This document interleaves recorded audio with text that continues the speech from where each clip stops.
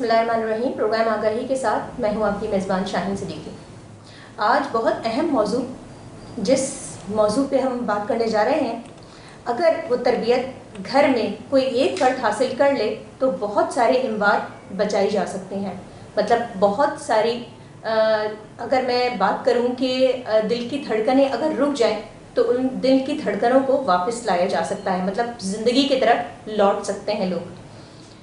आज हम बात करेंगे CPR, कार्डियोपल्मोनरी रिससिटेशन। दिल को दबाने का अगर मैं कहूँ कि दिल को अगर दबाया जाए, बंद दिल जो धड़कनें रुक गई हैं, तो अगर इसको प्रेस किया जाए 30 दफ़ा और फिर 2 दफ़ा मुँह से सांस दी जाए, तो इसको हम कहते हैं कि दिल को दबाने का या सीने को दबाने का मरहला। बहुत सारे लोग अचानक, आपने देखा होगा, बाज़ार में गिर जाते हैं और गिर के बेहोश हो जाते हैं। तो उनको चेक करें, उनके कंधों पे अगर हम थोड़ा सा उसको चेक करें कि आया कि बेहोश हैं, इनकी दिल की धड़कन चल रही है या नहीं चल रही है, तो उसको चेक किया जाए। और फिर उसके बाद 2 से 3 मिनट के बाद फ़ौरी तौर पर उसको अगर CPR का अमल कर दिया जाए तो मौत से बचा जा सकता है। मतलब उस की ज़िंदगी लौट के आ सकती है जो दिल की धड़कनें रुक गई हैं। तो ये अमल अगर स्कूलों में, कॉलेजों में, यूनिवर्सिटीज़ में तालिब इल्मों को भी अगर सिखाए जाएं और घर के एक फ़र्द को अगर सिखा दिया जाए, तो या वो कहीं सफ़र कर रहा हो या किसी ट्रेन का सफ़र जो बहुत ज़्यादा तवील होता है, 24 घंटे पर मुहित होता है, 18 घंटे पर मुहित होता है, बसेस का सफ़र बैरून शहर बहुत तवील होता है। अगर उस दौरान कोई फ़र्द बस के अंदर बेहोश हो जाए और बेहोश होने के बाद वो होश में ना आ रहा हो, तो अगर CPR का अमल कर दिया जाए तो उसकी ज़िंदगी लौट सकती है। मतलब एक बार फिर उसको ज़िंदगी मिल सकती है, क्योंकि ये अमल बहुत ज़्यादा अहम है। आज हमारा प्रोग्राम जो है वो CPR के हवाले से ही है, और CPR ऐसा अमल है कि जिससे धड़कनें वापस आ जाती हैं। आज हमारे साथ हेड ऑफ डिपार्टमेंट में मौजूद है डॉक्टर नौबिया मेहदी, आज हमारे साथ मौजूद हैं। उनसे आज हम ये अमल सीखेंगे भी। आज हमारे प्रोग्राम में ये अमल सिखाया भी जाएगा। और दूसरी बात ये कि हम देखेंगे कि कितनी देर में जो है वो रिस्पांस होता है इसका, और कितनी देर CPR किया जाए तो उसकी धड़कनें वापस आ जाती हैं। आज हमारे साथ डॉक्टर नौबिया मौजूद है, head of professional skills development centre की हेड ऑफ डिपार्टमेंट है।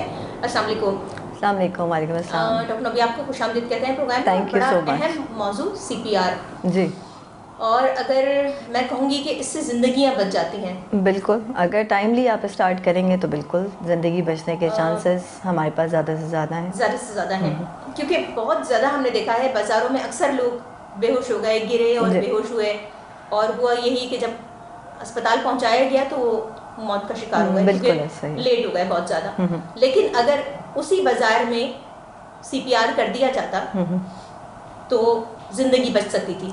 राइट, सालाना तकरीबन डॉक्टर नौबिया 4 लाख अमवात होती हैं पाकिस्तान में। बिल्कुल, और अब तो इंक्रीज़ होती जा रही है डे बाय डे, और ये रेशो बढ़ता चला जा रहा है। मतलब ये तो हम बात करें अगर तो 2018 और 19 का टारगेट है, लास्ट और अगर हम आज हम जो खड़े हैं और जो अमवात की शरह है बहुत ज़्यादा बढ़ चुकी है। बिल्कुल ऐसे ही। और ख़ास तौर पर मैं बात करूँगी डायबिटिक पेशेंट बहुत ज़्यादा उसका शिकार होते हैं, और उनको क्योंकि तकलीफ भी नहीं होती, पेनलेस हो जाते हैं अगर उनको कॉम्प्लिकेशंस हो जाएं और मौत का शिकार हो जाते हैं। मुझे बताएं कितना अहम है CPR? देखिए, CPR जैसे इसका अगर हम एब्रीविएशन देखेंगे तो कार्डियोपल्मोनरी रिससिटेशन। सो कार्डियक आपका जो हार्ट रेट है उसको कहते हैं, पल्मोनरी मतलब आपकी ब्रीदिंग, और रिससिटेशन माने जैसे जब एक patient able to revive from death. Apparently जो डेड है, अपेरेंटली आप अगर कहेंगे कि गुज़र गए हैं आपके प्यारे या जो भी, जो कि डे बाय डे इंक्रीज़ हो रहा है रेशो, उसमें आप क्या ऐसा करेंगे कि पेशेंट के रिवाइवल के, पेशेंट के बचने के चांसेस बढ़ जाएं। मौत तो बरहक है, लेकिन कोशिश हर एक इंसान का हक है बहरहाल। सो उसके लिए अगर मैं बात करूं कि कब, कैसे, कहाँ, सो एट अर्लीस्ट का मतलब ये कि 3 to 5 minutes, with in 5 minutes अगर आपने CPR शुरू कर दिया उस पेशेंट का, सो 80% चांसेस हमारे पास उस पेशेंट के रिवाइवल के मौजूद हैं। सबसे ज़्यादा कार्डियक अरेस्ट मतलब ना ब्रीदिंग है, ना सांस है पेशेंट की, ना उसका हार्ट काम कर रहा है, टोटल हार्ट जो है वो उसका ब्लॉक हो गया है, बंद हो गया है, बिल्कुल कोई एक्टिविटी नहीं है हार्ट में।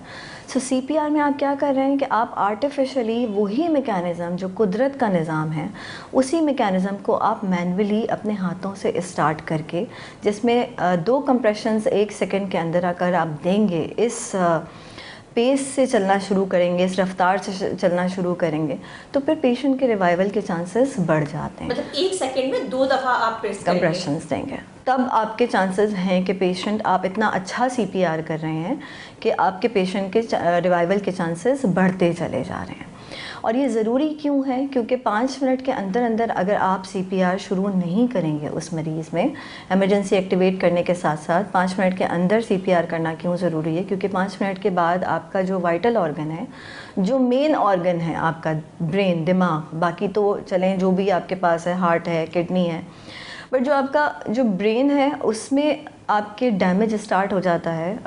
अगर वो सपोज़ आपने 10 मिनट बाद सीपीआर शुरू किया, 15 मिनट बाद सीपीआर शुरू किया, 20 मिनट बाद सीपीआर शुरू किया, सो पेशेंट हो सकता है रिवाइव हो जाए, मगर वो इस स्टेटस में नहीं होगा। जैसे हमारे पास हमने एक वर्कशॉप करवाई थी, तो वहाँ किसी ने हमसे पूछा कि एक बच्ची को जो स्विमिंग पूल में गिर गई थी, हमने उसको सीपीआर किया, सीपीआर करने के बाद वो रिवाइव हो गई, लेकिन वो वेंट पे चली गई और फिर 2 दिन बाद उसकी डेथ हो गई।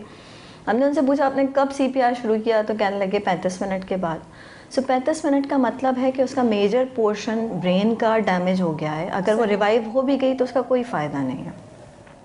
सो 5 मिनट के अंदर अंदर अगर आपने सीपीआर शुरू कर दिया, सो आपका ब्रेन सेल डैमेज होने से बच जाएगा, जो कि इरिवर्सिबल डैमेज है, जो रिवर्ट नहीं होता। एक चीज़ तो ये है, इसके लिए सीपीआर सीखना ज़रूरी है, और उसके लिए हम स्कूल्स में भी आजकल कंडक्ट करवा रहे हैं workshop. Pakistan life saving program के अंडर टोटल जितने हॉस्पिटल्स हैं वो सारे मर्ज अप होकर इस गोल को आगे पहुंचा रहे हैं। मोर देन 10 लाख हमारा गोल है कि पाकिस्तान में इस वक्त जो है वो हम इसको जितना मैक्सिमम इनिशिएट कर सकें कर लें। दूसरी चीज़ ये कि जब आप थक जाते हैं, सपोज़ आप अकेले हैं और आप को लगता है कि आप अब आगे इस सीपीआर को नहीं कंटिन्यू रख सकते, और आपको लगता है कि हेल्प आने में बहुत ज़्यादा टाइम है, जिस तरह कहीं कोई ऐसे रिमोट एरिया में आप बैठे हैं, पेरिफेरल एरिया में बैठे हैं जहाँ गांव गोट है या ऐसी कोई जगह है, आपने मैक्सिमम कोशिश कर दी, सो आप वहाँ पे सीपीआर को स्टॉप कर सकते हैं। इसके लिए ज़रूरी नहीं है कि आप अपनी जान भी जोखिम में डालें और आप जो है वो उसको कंटिन्यू करें हर हाल में कि नहीं इसकी जान बचानी है। 25 मिनट्स मैक्सिमम आप कर सकते हैं, लेकिन हाँ, जिन मरीज़ों में रिवाइवल के चांसेस और ज़्यादा हैं, उसकी फ़र्दर हमारे पास जो है वो जो फर्दर एग्जांपल्स हैं कि जिसमें हम कोशिश करते हैं कि सीपीआर जो है वो इन मरीज़ों में 45 मिनट्स का भी होना चाहिए। जैसे कोई एक बहुत यंग अडल्ट आया है, सपोज़ अगर 50 इयर्स का भी है, बट उस 50 इयर्स में भी हमारे पास कोई प्रीवियस कोई ऐसी हिस्ट्री नहीं आ रही कि जिसमें वो बीमार होकर कहीं हॉस्पिटल गया है, या कोई कोमॉर्बिड नहीं है, कोई हाइपरटेंशन नहीं है, कोई डायबिटीज़ नहीं है, कोई एनी अदर डिजीज़ हमें नहीं मिलती, तो उन पेशेंट में हम 45 मिनट्स तक प्रोलॉन्ग कर देते हैं। बट आउट ऑफ हॉस्पिटल इसलिए ज़रूरी है बिकॉज कार्डियक रेशो इंक्रीज़ हो रहा है डे बाय डे, और हर बच्चे को, जैसे अब पंजाब के करिकुलम में अब एड ऑन हो गया और होपफुली सिंध में भी हो जाना चाहिए। सो बच्चों को जब तक ये नहीं आएगा तब तक हम इस चीज़ को आगे नहीं बढ़ा सकते, तब तक हमारी शरह अमवात जो है वो डिक्रीज़ नहीं हो सकती। बिकॉज़ जितना अर्लीस्ट आप सीपीआर शुरू करेंगे, आपको हमारे पाकिस्तान का हाल भी पता है, जैसे कराची में अगर आप किसी पेशेंट को मूव करवाते हैं, सो आपको हॉस्पिटल में या किसी मल्टीडिसिप्लिनरी एरिया में पहुँचते पहुँचते जो है किसी हॉस्पिटल में आपको आधा घंटा 1 घंटा लग जाता है आराम से। सो उस ड्यूरेशन में आप क्या करेंगे? क्या मरीज़ को छोड़ देंगे? तो ये आप क्या करें, अपने मरीज़ के साथ ज़्यादती कर रहे हैं। हम जब तक रियलाइज़ नहीं करते, जब तक हमारी अपनी फैमिली से किसी को अरेस्ट नहीं होता। मैं ये सारा फेज़ गुज़र के आगे आई हूँ। मेरे अपने फादर को कार्डियक अरेस्ट हुआ था 2005-2006 के इन बिटवीन। सो वो जो फेज़ था, वो जो हमने गुजारा, उसमें आइडिया हुआ कि इसकी इम्पोर्टेंस कितनी है। आपने जितना मैक्सिमम आप इसको स्टार्ट करेंगे, एक पेशेंट जैसे हमारे पास AFIC बहुत बड़ा नाम है, वहाँ पे एक उन्हीं का जो एम्प्लॉय था, उनको CPR हुआ और वो 6 आवर्स तक CPR चलता रहा। वो सियालकोट से लेके हेलीकॉप्टर में वहाँ तक गए, वो फिर उसके बाद 6 to 8 ईयर्स ज़िंदा रहा है CPR करने के बाद। जब वो रिवाइव हुआ है 6 आवर्स के बाद अलॉन्ग विद DFib, वो फिर हमारे पास एडवांस लेवल आ जाता है। बट मिनिमम जो हमारे पास है वो CPR है। और इसमें आप क्या करते हैं, 30 कंप्रेशंस 2 ब्रेथ, तो जो मैकेनिज़्म आपने रन करना है वो सारा कुदरत के निज़ाम को चैलेंज नहीं कर रहा, बल्कि उसमें हेल्प आउट कर रहा है। वही निज़ाम आप आर्टिफिशियली मेंटेन कर रहे हैं, उसी निज़ाम को आप मसनूई तरीके से आप उसको हेल्प आउट कर रहे हैं मरीज़ को, कि जितना जल्दी जितना ज़्यादा वो वापस ज़िंदगी की तरफ आ सके उतना अच्छा है। सही। अच्छा मुझे बताएं, जैसे बाजार में अचानक कोई शख्स बेहोश हुआ, गिर गया, राइट, लोग एकदम जमा होना शुरू हो जाते हैं। हमारे यहाँ है ये चीज़, और ये चीज़ अच्छी है माशरे में कि लोग जमा होना शुरू हो जाते हैं। बिल्कुल। लेकिन मुझे बताएं क्या सिम्टम्स होंगे उसके कि हमें CPR करना है? ओके। क्या हम उसको देखेंगे, उसकी सांस देखेंगे, क्या क्या चेक करेंगे? अच्छा, पहली 2 चीज़ें जो CPR करने के लिए आपके पास इंडिकेशन होनी चाहिए। एक चीज़, मरीज़ में नब्ज़ नहीं होगी। अगर नब्ज़ देखनी आती है नब्ज़ देखिए, वरना उसके सांस को महसूस कीजिए कि वो सांस ले रहा है या नहीं ले रहा। बेहोश होगा बिल्कुल। अगर सांस भी नहीं आ रही तो इसका मतलब ये है कि उसमें CPR की नीड है। सो जितना जल्दी आपने CPR शुरू कर दिया, मोबाइल को आपने स्पीकर पे डाल दिया, रेस्क्यू 1122 है, रेस्क्यू 1021 है, 1020 है। रेस्क्यू 1122 इसलिए सबसे बेस्ट है बिकॉज़ वो वेल इक्विप्ड हमारे पास जो है वो ट्रांसपोर्ट है। सही। और उसके अंदर आपका अगर पेशेंट जाएगा, सो उसमें जो हमारे पास ट्रेंड स्टाफ है वो बहुत अच्छा काम कर रहे हैं। सो उसमें आपको फर्दर फैसिलिटेशन भी मिल जाएगी, जो लोग वहाँ पे हैं वो आपको हेल्प आउट भी कर देंगे। सो एट अर्लीस्ट आपने स्पीकर मोड पे ऑन करके और आपने इनिशिएट कर दिया है प्रोसेस, उनको बता दिया, वो आपसे पूछेंगे डिटेल, आपने उनको बता दिया कि पेशेंट इस स्टेटस में। साथ साथ आपने पेशेंट का रिस्पॉन्स चेक कर लिया, पल्स चेक कर ली अगर आती है। समझ मुझे बताएं, अगर आप चेक करेंगी किस तरह करेंगी? अच्छा, पल्स का बेहतरीन जो तरीका है, क्योंकि बाकी पल्स आपको मिले ना मिले ऐसे मरीज़ में, आपके पास कैरोटिड पल्स मिल जाएगी। वो कैरोटिड पल्स आपको कहाँ मिलेगी कि ये आपने एरिया देखा है, आपके खाने की नाली, और यहाँ से आपने हाथ रखा तो यहाँ आपको एक ग्रूव मिलेगा, गढ़ा मिलेगा। उस गढ़े में आपने 2 फिंगर्स डाली और वहाँ पे आपने 5 to 10 सेकेंड्स हाथ रख के अपनी घड़ी देख लीजिए या 1-1000 काउंट कर लीजिए, बिकॉज 1-1000 to 1000 इस तरह काउंट करते हैं तो वो 1 सेकेंड को कवर कर लेता है। और आपने पल्स देख लिया, अगर आपको पल्स मिल रही है, बेशक स्लो मिल रही है, सो दैट मीन्स इस यहाँ पे मरीज़ को नीड नहीं है CPR की, सिर्फ उसको फर्दर फैसिलिटेशन की ज़रूरत है, जो आप एम्बुलेंसेस को कॉल करके मंगा सकते हैं। समटाइम्स ऐसा भी होता है, हाइपोवोलेमिया हो गया, for the time being patient गिर गया है, या गर्मी बहुत ज़्यादा है, आपने पानी की छींटे डाले तो मरीज़ वापस आ गया। लेकिन जो कार्डियक अरेस्ट का मरीज़ होगा, जिसमें दिल बिल्कुल बंद हो चुका है, उस मरीज़ में आपको ना पल्स मिलेगी, ना नब्ज़ मिलेगी, ना ही उसका सांस थम रहा होगा, बिल्कुल नहीं आ रहा होगा। इसीलिए जब CPR करते हैं तो 30 कंप्रेशन के साथ साथ 2 ब्रेथ अलॉन्ग विद उसके देते हैं, ताकि हमारा पूरा जो मैकेनिज़्म है वो उसको कवर करे, ऑक्सीजन भी प्रॉपर मिले और आपके दिमाग को जो है वो प्रॉपरली ब्लड फ्लो जो है टाइमली पहुँचे। 30 दफ़ा सीना दबाएंगे, फिर 2 दफ़ा सांस देंगे। 2 दफ़ा सांस, और ये 25 मिनट तक कम से कम करेंगे आप। कम से कम 25 मिनट, ज़्यादा से ज़्यादा ये डिपेंड करता है कि पेशेंट का स्टेटस क्या है। अच्छा, सांस जो देंगे हम वो नाक बंद करके देंगे? नाक बंद करके देंगे। अभी हम आपको दिखा भी देंगे, इसका डेमो एक दे भी देंगे। यूजुअली पॉकेट मास्क आते हैं, अगर ज़्यादा महंगा नहीं होता, 500 to 600, हम सब ने अपने घरों में लेके इसीलिए रखा हुआ है कि गॉड फॉरबिड अगर कहीं नीड हो तो आपके पास होना चाहिए। सो वो एक ऐसी डिवाइस है कि वॉट एवर यू डिलीवर, जो आप डिलीवर करते हैं वो पेशेंट तक पहुंचता है, बट जो पेशेंट एक्सेल करेगा वो आप तक नहीं पहुंचता। उसका बेनिफिट ये है कि जिस तरह कोविड का ज़माना था, काफ़ी लोग घबराते थे कि हम माउथ टू माउथ ब्रेथ नहीं दें, या कोई ऐसी डिज़ीज़ है जो कंटेजियस है और आपको लग सकती है। सो ऐसी कंटेजियस डिजीज़ के लिए आप फिर पॉकेट मास्क यूज़ कर सकते हैं। बट अगर आपको लगता है कि पॉकेट मास्क आपके पास अवेलेबल नहीं है तो आप माउथ टू माउथ ब्रीथ दे सकते हैं, कि उसमें आपने नोज़ को क्लोज़ किया पेंच से, आपने थोड़ा सा उठाया हाथ यहाँ से चिन से ऐसे करके ऊपर किया फेस को, और आपने माउथ टू माउथ ब्रेथ दे दिया। 2 ब्रेथ्स दिए और then again compressions. But compressions are the key element. अगर एयरवे में आप ब्रीदिंग दे देते हैं, वेल एंड गुड, बहुत अच्छी बात है। लेकिन अगर आप नहीं देना चाहते तो गाइडलाइंस ये कहती हैं कि डजंट मैटर, आप सिर्फ कंप्रेशंस कीजिए, कंटिन्यू कंप्रेशंस कीजिए, उसी से पेशेंट के रिवाइवल में बहुत अच्छा इम्पैक्ट आ जाएगा। मगर लोगों को अवेयरनेस पहले बिल्कुल नहीं थी। लोग सोचते थे सीना दबा दबा के हमारे मरीज़ को मार दिया, यहाँ तक हमने सुनी है बातें। मगर अब ये अवेयरनेस बढ़ती जा रही है, बेहतर होता जा रहा है। अब जो क्वेश्चंस हमें कम्युनिटी से मिलते हैं वो इस तरह से मिलते हैं कि हम तो अपने मरीज़ को जब लेके जाते हैं तो इमरजेंसी में डॉक्टर CPR नहीं करते हैं, वो मना कर देते हैं। अब उसके देखिए फर्दर रीज़न्स हैं कि हमारे पास अगर आप मरीज़ को 1 घंटे बाद लेके आ रहे हैं, ट्रैफिक रिलेटेड या वटेवर हो, किसी भी वजह से आपको डिले हो गया है, सो उस मरीज़ में 2 घंटे के बाद ही जो है वो राइगर मॉर्टिस डेवलप हो जाएगा, स्टिफनेस शुरू हो जाएगी, उस मरीज़ में CPR का फ़ायदा नहीं होगा। ये जैसे एक्सीडेंटल केसेस हैं जिसमें डिकैपिटेशन है, यहाँ से गला कट गया या कोई ऐसा कट आ गया जिससे जो है वो ब्रेन तक नहीं पहुँच पाएगा ब्लड फ्लो, उसमें CPR का कोई फ़ायदा नहीं। सो डॉक्टर्स आपको वही गाइड करेंगे जो आपके मरीज़ के लिए बेनिफिशियल है। सही। तो एक्सीडेंट केसेस में भी हमने देखा है कि सांस बिल्कुल हो जाती है बंद, बिल्कुल और फिर बिल्कुल लोग घबराते हैं कि ब्लड आ रहा था, ब्लीडिंग हो रही थी, तो हम CPR कैसे करते। CPR तो आपने करना ही करना है ना। अगर उस मरीज़ में पल्स नहीं है, ब्रेथ नहीं है, तो जब तक पेशेंट अपेरेंटली तो वो गुजर गया, जिसको आप अपने ज़बान में कहेंगे कि गुजर गया। सो अब अगर उस अपेरेंटली उस डेड पेशेंट को अगर आप रिवाइव करेंगे तभी आप उसकी ब्लीडिंग फर्दर कंट्रोल कर सकते हैं। अब गाइडलाइंस ये कहती हैं कि आप CPR शुरू कीजिए और पैरेलल में आप ब्लीडिंग पैक से स्टार्ट कर दीजिए कि उसको रोकथाम की कोशिशें शुरू कर दीजिए।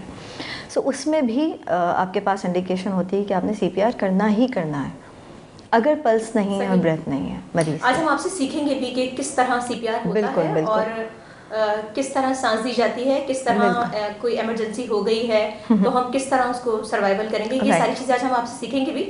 अच्छा मुझे बताएं, हमारे कोर्सेज में अभी तक शामिल नहीं हुआ, हालांकि साइंसेस, अगर मैं मैट्रिक साइंस की बात करूं तो बायो में भी हम नहीं देखती ये चीज़ें, हम इन चीज़ों से बहुत दूर है अपने कोर्सेज में। बिल्कुल ऐसे ही है। इसकी यही वजह थी कि PLSP आई थिंक जो है वो इनिशिएट किया गया था और इनिशिएट आगा खान से किया गया था। उन्होंने फिर मर्जअप किया हम सबको। We are working as a partner institute of PLSP और उसमें ही फिर हमने ये डिसाइड किया था कि जितने हमारे पास जैसे TCA फाउंडेशंस हैं, जितने स्कूल्स हैं हमारे पास जो इनवाइट करता है या हम उनको इनविटेशन भेजते हैं, सो डिफरेंट जगहों पे CBM हो गया या डिफरेंट जहाँ पे आपकी अप्रोच है, हमने हर उस जगह पे करवाया। और like I am amazed to know that कि वहाँ के जितने लोग हैं स्पेशली टीचर्स, वो बहुत ज़्यादा इन्वॉल्वमेंट थी उनकी और उन्होंने हमसे कहा कि हम मास्टर ट्रेनर भी बनना चाहते हैं आगे, और हम आगे अपनी कम्युनिटीज़ को ट्रेन करना चाहते हैं बिकॉज़ पाकिस्तान में डिफरेंट कम्युनिटीज़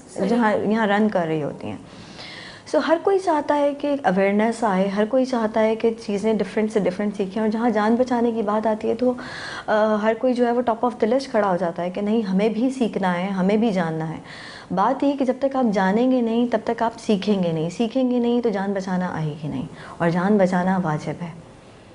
इसीलिए कोशिश कीजिए कि हर उसमें इसको स्टार्ट कीजिए। जहाँ तक हमारे करिकुलम की बात है, सो यहाँ पे सिंध सेक्रेटेरिएट में बात हुई थी और इस पे काम भी हो रहा है। देखें कब तक इम्प्लीमेंट हो जाए, क्योंकि कोशिश हमारी ये है कि लोअर लेवल से ही स्टार्ट किया जाए। सो जितना मैक्सिमम हो जाए उतना अच्छा है। बच्चों से स्टार्ट कीजिए क्योंकि बच्चे बहुत अच्छी तरह सीखते हैं, बहुत अच्छी तरह से परफॉर्म भी बहुत अच्छा करते हैं, और फिर वो रिटेन भी करते हैं उस चीज़ को। बच्चों की मेमोरी में बहुत ज़्यादा चीज़ें वो रह जाती हैं। आपको आइडिया है कि जो हम बचपन में जितना हमारे दिमागों में रहा वो बड़े होकर निकला नहीं, जो हमने जवानी में सीखा वो आखिर में हम फिर भी लेट गो कर देते हैं, नहीं याद रहता, रिटेन नहीं कर पाते।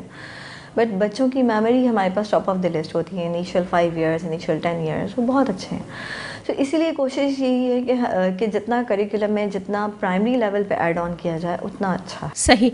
तो डॉक्टर नबी, आज फिर हम आपके पास सीखेंगे कि किस तरह CPR किया जाए, क्योंकि नाज़रीन के लिए बहुत ज़रूरी है कि CPR हम सीखें और अपने घर वालों को भी सिखाएं। अगर आपने सीखा है तो अपने घर वालों को भी सिखाएं। ये बहुत बहुत बहुत अहम टॉपिक है, क्योंकि धड़कता हुआ दिल जो है बहुत ज़रूरी है। अगर दिल की धड़कन रुक गई है तो आप उसको धड़कन दे सकते हैं।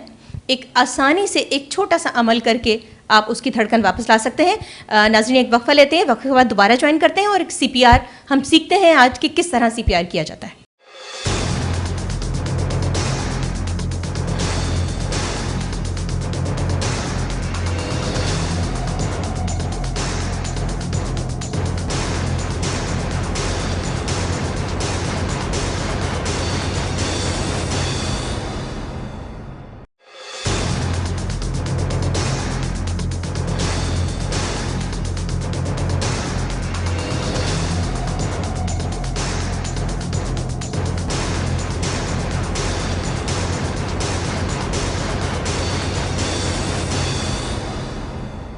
नाज़रीन, प्रोग्राम में एक बार फिर खुशामदीद कहते हैं। हमारे साथ डॉक्टर चितवत ज़हरा मौजूद हैं।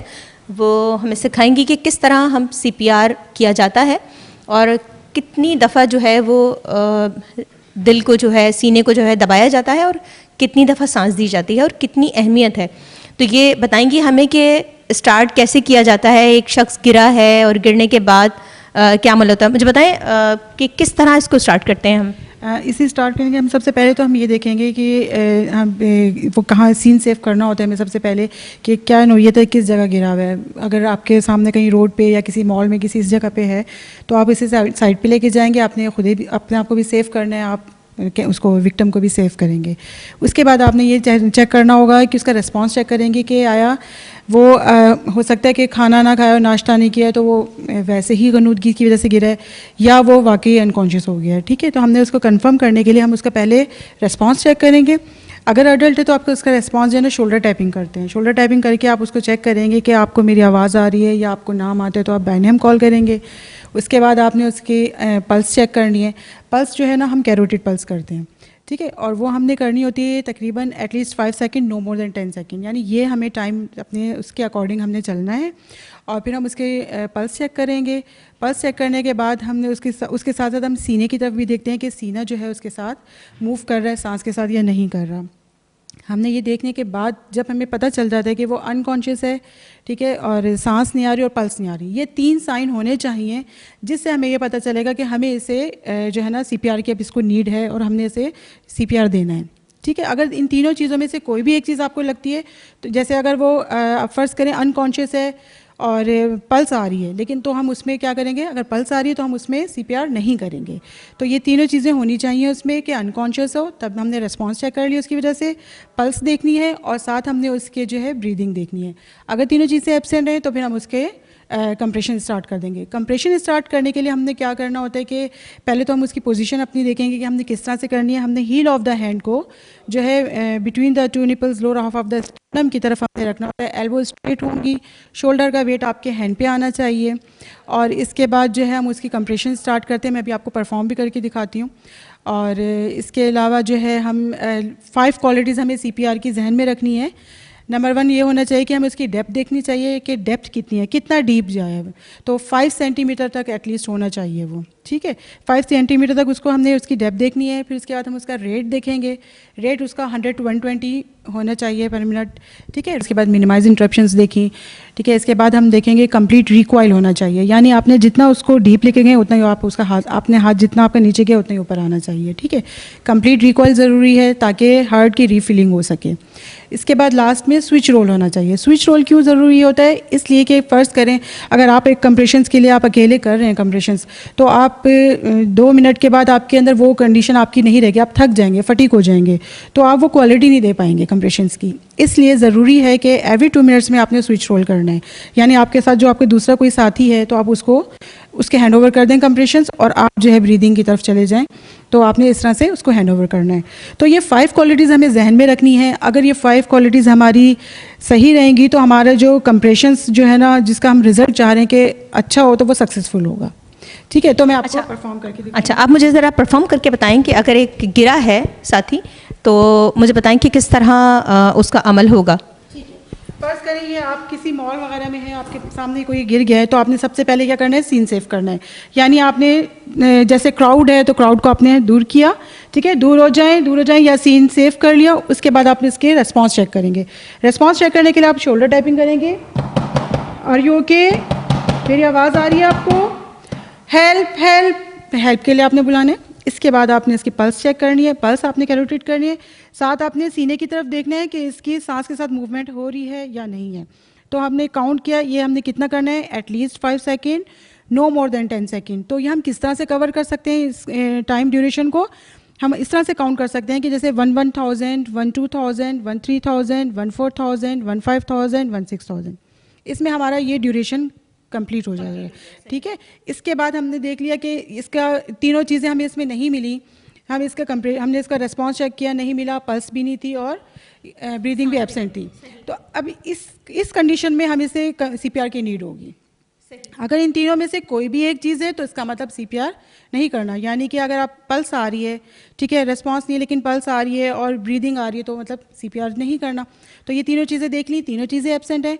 अब हम कंप्रेशन करेंगे। कंप्रेशन के लिए क्या करना है कि मैं आपको ये परफॉर्म करके दिखाऊंगी किस तरह से करेंगे कि ये मैंने आपको जिस तरह से पहले बताया था कि between the two nipples lower half of the sternum पे आपने हील ऑफ हैंड रखना है, ठीक है, आपने अपना डोमिनेंट हैंड ऊपर रखा, एल्बो स्ट्रेट होंगी, शोल्डर का वेट आपके हैंड पे आएगा, ठीक है। आपने ये कंडीशन बनानी है इस तरह से, आपने मतलब ये बना के इस तरह आपने फिर 30 कंप्रेशंस करने हैं। 1 2 3 4 5 6 7 8 9 10 12 13 14 15 16 17 18 19 20 21 22 23 24 25 27 28 29 30, ठीक है।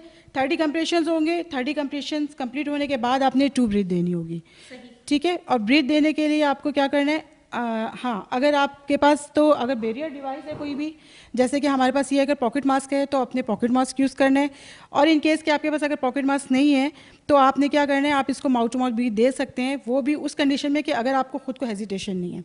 अगर आपको खुद लगता है कि मैं इसको जो है माउथ टू माउथ ब्रीथ दे सकता हूँ तो आप दें, अदरवाइज आप अपने कंप्रेशन पे ही फोकस करेंगे। कोई अगर मेल है तो आप किसी मेल हेजिटेशन, वो सांस दे देना, हाँ, नाक बंद करके सांस नाक बंद के, अच्छा उसका पर, हाँ, उसका तरीका ये है कि आपने ऊपर से पिंच करना है नोज़ को, ठीक है। आपने अब इसका जो पेशेंट का जो माउथ है उसे आपने अपने माउथ से पूरा सील करना है अच्छा सा, ठीक है। मतलब आपका ये पूरा माउथ इसके सराउंडिंग में आके नोज़ पिंच होगी, आपने पूरा ये रख के और हेड टिल चिन लिफ्ट करना है, थोड़ा सा इसका सर ऊपर की तरफ करेंगे, वो इसलिए ताकि एयरवेज का ओपन हो सके और जो ब्रीथ हम दे रहे हैं वो उसको उसके सही तरह से जा सके, ठीक है। ये करने के बाद आपने ये रखना है और फिर इस तरीके से, ठीक है। ये देखें, ये आपका पूरा बनेगा सिचुएशन जिस तरह से आपने बनाई है। देखें ये पूरा लिप्स जो है इसके आपने इसके कवर कर लिए और फिर इसके बाद नोज़ पिंच की थी और फिर आपने 2 ब्रीथ दिए। और आपको किस तरह से पता चला कि आपकी इफेक्टेड हुई है ब्रीथ, कि आपको चेस्ट राइज मिलेगा, ठीक है। अगर फर्ज करें चेस्ट देंगे तो ये चेस्ट हिलता हुआ, चेस्ट हमें महसूस होगा हिलता हुआ। अगर चेस्ट हिलता हुआ महसूस नहीं हो रहा, इसका मतलब आपने जो ब्रीथ दी है वो नहीं पहुंच पाई, सही नहीं हुई है। लेकिन उसके लिए भी आपको क्या करना है, आपने एक दफ़ा दे दी है ब्रीथ, फ़र्ज़ करें कि आपको नहीं मिल रही ब्रीथ, मतलब आपको चेस्ट राइज नहीं मिल रहा, आपने दिया है ब्रीथ, आपको लगा कि चेस्ट राइज नहीं हो रहा, तो आपने ज़्यादा उसके पीछे इसलिए नहीं लगना क्योंकि आपको अपने वही क्वालिटी जो आपके जहन में मैंने बताई थी CPR की, कि उसमें एक था मिनिमाइज इंटरप्शंस, ठीक है। तो हमने इसके पीछे नहीं लगना है। फिर हमने क्या करना है, फोकस अपने कंप्रेशंस को करना है। तो कंप्रेशंस की तरफ फिर आप आ जाएंगे, 30 कंप्रेशन देने और 2 ब्रीथ देने। 1 ब्रीथ जो है ना 1 सेकंड की होनी चाहिए, ठीक है। और मतलब कि हाइपर वेंटिलेट नहीं करेंगे। अगर हम बहुत कोशिश करेंगे, बहुत ज़्यादा उसको सांस देने के लिए कोशिश करते हैं कि हाइपर वेंटिलेट करेंगे तो उससे क्या होगा, गैस्ट्रिक इन्फ्लेशन हो सकती है, ठीक है। और जो है इंट्राथोरेसिक प्रेशर जो है वो बढ़ जाएगा और वीनस रिटर्न जो है वो कम हो जाता है। CPR का असल में मकसद ये है कि हम लोग CPR क्यों करते हैं, कंप्रेशन करने का मकसद ये है कि हम इंक्रीज़ कर रहे हैं फ्लो को towards the heart and brain. तो कंप्रेशन के इसीलिए ये बात है कि अगर कंप्रेशन अच्छे नहीं है तो आपका वो फ्लो नहीं पहुँच पा रहा। हम अपना दिमाग जो है वो महफूज कर सकते हैं, मतलब बिल्कुल, अगर ऑक्सीजन, हाँ, कम हो रही है, वो डैमेज नहीं होगा, ऑर्गन है बिल्कुल हो जाएगा CPR, वो सेफ हो जाएगा जी, ऑक्सीजन उस तक पहुंच जाएगी तो जल्दी करना चाहिए CPR के लिए। जी बिल्कुल, हमें उसमें जो है ना अपने 10 सेकंड के अंदर टाइम को मतलब फोकस करके और अपने कंप्रेशंस पे ही अपने फोकस करना है उस पर। सही, तो ये कितनी देर हम कंप्रेशन कर सकते हैं? 30 कंप्रेशंस 2 ब्रीथ का जो है रेशो होता है, ठीक है। ये हम करेंगे और ये हम कब तक करना है कि जब तक आपने जो हेल्प बुलाई हुई आपकी हेल्प नहीं आ जाती, या फिर पेशेंट जो है वो, हाँ, आपने एम्बुलेंस बुलाई है, आपकी एम्बुलेंस जब तक आ जाए, अगर एम्बुलेंस पहुंच जाती है तो आप उसको शिफ्ट करा दें हॉस्पिटल में। अदरवाइज या तो फिर ये कि पेशेंट जो है ना रिवर्ट हो जाएगा, या तो ये रिकवरी हो जाती है, या तो पेशेंट खुद ही सेट हो जाए, या फिर एम्बुलेंस आ जाए तो आप उसमें उसको जो है ना हॉस्पिटल शिफ्ट कर दें। सही। जैसे कि नाज़रीन देखिए कितना ज़्यादा डीपली इन्होंने हमें बताया कि किस तरह कंप्रेशंस देने हैं 30 दफ़ा इसको सीने के बीच में। जैसे कि हम बीच का हिस्सा देखते हैं, अगर मैं दिखाऊं कि ये बिल्कुल दो निपल के दरमियान ये जैसे नमूनिया का बच्चा जब आप देखते हैं तो कि यहाँ से सांस हो रही होती है बच्चे की और यहाँ से सांस, बीच का हिस्सा बिल्कुल, कि जो बीच का हिस्सा है ये आपने प्रेस करना है ताकि दिल पूरी तरह जो है वो दब सके और दिल के ज़रिए जो खून दिमाग में जाता है, ये जो हमारा वाइटल ऑर्गन है ये महफूज रह सके। और ये वाइटल ऑर्गन जब ही महफूज रखेगा जब आप CPR सही करेंगे तो ये हमारा दिमाग जो है वो महफूज हो जाएगा और ये डैमेज होने से बच जाएगा। अगर CPR हम लेट करते हैं तो अगर दिमाग हमारा डैमेज हो गया है तो फिर अगर वो वापस भी आ जाती है उसकी ज़िंदगी तो लेकिन आपका दिमाग डैमेज हो चुका होता है। तो इतना ज़रूरी है CPR वक्त पर करना। आप पहले उसका कंधे चेक करें, रिस्पांस देखें कि अगर वो रिस्पांस कर रहा है या नहीं, और उसके बाद फिर आप उसकी यहाँ से नफ्स चेक करेंगे या हाथ से चेक कर लें या पैर से चेक कर लें। अगर आपको यहाँ से चेक करनी नहीं आ रही तो आप कैरोटिक यहाँ से करते हैं, अगर यहाँ से नहीं आ रही तो आप पैर से भी चेक कर सकते हैं, आप उसके हाथ से भी चेक कर सकते हैं नफ्स चल रही है या नहीं चल रही है। और उसके बाद उसकी सांस चेक करते हैं कि आ रही है या नहीं आ रही। हम यहाँ जाकर उसकी सांस चेक कर सकते हैं कि आ रही है नहीं आ रही है, सीना चल रहा है उसका या नहीं चल रहा, हम महसूस कर सकते हैं। तो उसके बाद उसका फौरी तौर पर जो है वो CPR करना चाहिए, इससे ज़िंदगी बच जाती है। अमूमन होता यह है कि दफातर में हम देखते हैं कि लोग उनको हार्ट अटैक हुआ और अस्पताल पहुंचने से पहले ही वो बेचारा रास्ते में ही दम तोड़ गया। तो ये बहुत सारी ज़िंदगियां बच सकती हैं। मैं चाहूँगी डॉक्टर नोबिया कि आप एक अच्छा मैसेज बच्चों के लिए, फैमिली के लिए और ख़ास तौर पर जो दफातर हैं वहाँ पर कितना ज़रूरी है सीखना लोगों का। Thank you so much. Actually मैं यहाँ ये मैसेज कन्वे करना चाहूँगी कि हमारा जितना क्लिनिकल स्टाफ है वो ऑटोमेटिकली लर्न कर रहा होता है बहुत सारी चीज़ें, लेकिन जो हमारे जितने जो लेमैन हैं उनके पास कोई चांस नहीं होता ऐसा कि वो कहीं पे जाके कुछ सीख सकें या कहीं अप्रोच कर सकें इस चीज़ को लेके। सो उनको चाहिए कि अपने ऑर्गेनाइजेशनल हेड से बात करके, कहीं पे भी बहुत सारे इंस्टीट्यूट ये प्रोग्राम्स रन कर रहे हैं, जिसमें AKU है, जिसमें लियाकत नेशनल है, जिसमें हमारे पास तब्बा हार्ट डिजीज़ है, जिसमें हमारे पास बॉश मेडिकस है। सो बहुत सारे इंस्टीट्यूट ये रन कर रहे हैं। सो कोशिश कीजिए कि आप अपनी कम्युनिटी को, अपने एम्प्लॉइज़ को इस पूरी वर्कशॉप के थ्रू इस लेवल का ट्रेन कर दें कि कहीं पे कोई भी अरेस्ट आए तो at least they are able to revive that patient. अगर रिवाइव नहीं भी कर सकते तो एटलीस्ट इतना हेल्प आउट कर दें कि हॉस्पिटल तक पहुंचने तक उस पेशेंट में इतनी शरह बाकी हो कि वो रिवाइव हो सके। दूसरी चीज़ ये कि हार्ट अटैक और कार्डियक अरेस्ट में डिफरेंस है। Cardiac arrest is different thing, heart attack बिल्कुल डिफरेंट है। हार्ट अटैक में एक या दो या मल्टीपल एरियाज़ हार्ट के डैमेज होते हैं जो किसी एक शरीयान को बंद कर देते हैं या 2 या 3 शरीयान को बंद कर देते हैं। मे बी रीज़न कोलेस्ट्रॉल है या मे बी रीज़न कोई और है। विंटर सीज़न में जो है वो हमारे पास कॉन्स्ट्रिक्ट हो जाती हैं, जो शरीयान जो है वो थोड़ी सी क्या कहना चाहिए, नैरो हो जाती है। मगर cardiac arrest is totally different. Cardiac arrest में पेशेंट की प्रेजेंटेशन ही होगी कि no pulse, no breath, unresponsiveness. मतलब उसका हार्ट कुछ काम नहीं कर रहा होगा, उसका हार्ट ही काम करना छोड़ जाएगा। सो कोशिश कीजिए कि कार्डियक अरेस्ट की जितनी हमारे पास रिवाइवल की वर्कशॉप्स हैं वो अटेंड कीजिए, ग्रुप्स में आइए, ग्रुप्स को अटेंड करवाइए ताकि आपके हॉस्पिटल में, ताकि आपके ऑफिसेज़ में, ताकि आपके स्कूल्स में, कॉलेजेस में, कहीं पे भी कोई फैक्ट्रीज़ हैं, किसी तरह का कोई ऑफिस है, कितनी ही दूर है हॉस्पिटल सेटअप से, लेकिन एटलीस्ट रिवाइवल के चांसेस को आप बढ़ा सकें। Thank you so much. बहुत शुक्रिया डॉक्टर नोबिया, आपने हमें वक्त दिया और ये एक CPR पूरा हमने सीखा और हमने अपने नाजरीन को भी कोशिश की कि वो इसको सीखें।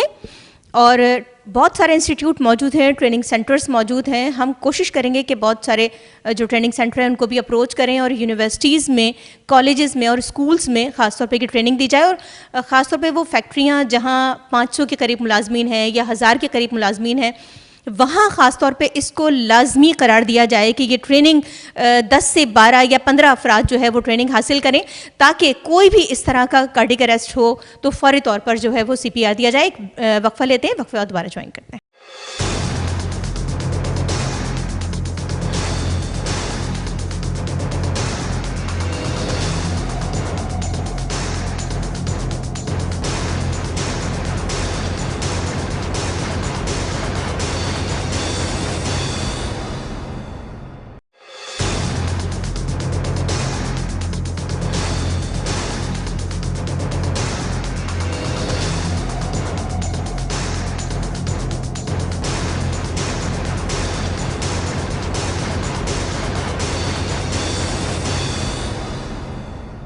जी नाज़रीन, प्रोग्राम में एक बार फिर खुशामदीद कहते हैं।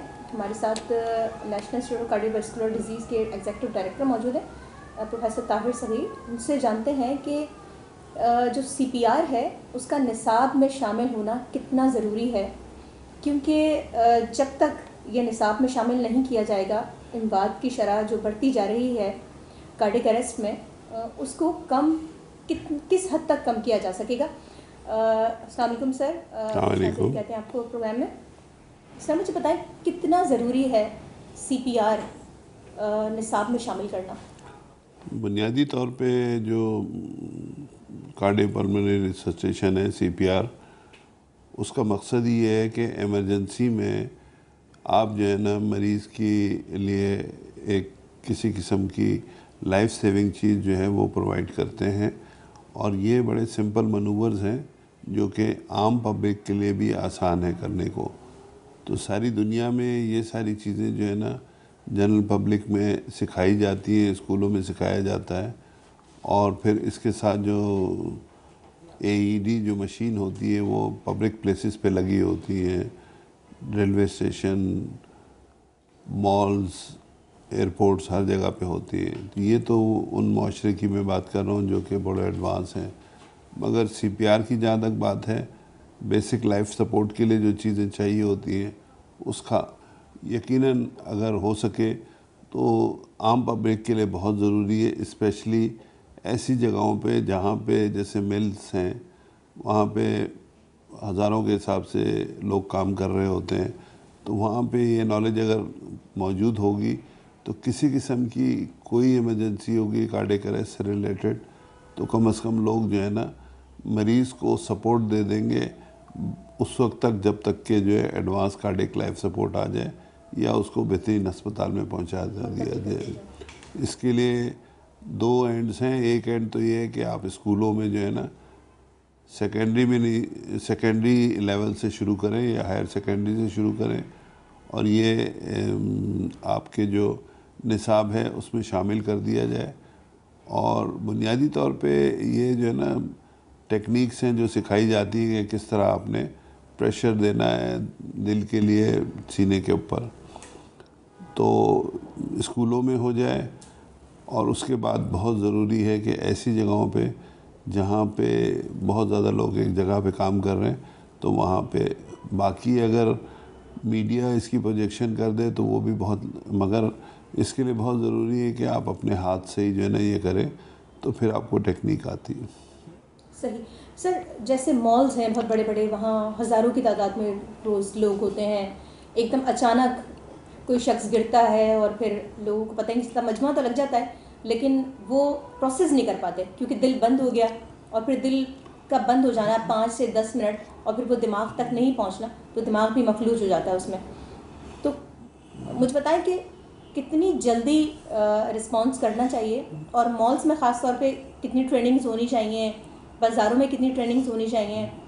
मतलब कि नेसेसरी हमारे यहाँ होना चाहिए कि ख़ास तौर पे अगर एक 500 अफराद एक जगह काम कर रहे हैं, एक मॉल्स में काम कर रहे हैं, तो कितना ज़रूरी है सर कि लाइफ को बचाने के लिए कितनी जल्दी रिस्पॉन्स किया जाए।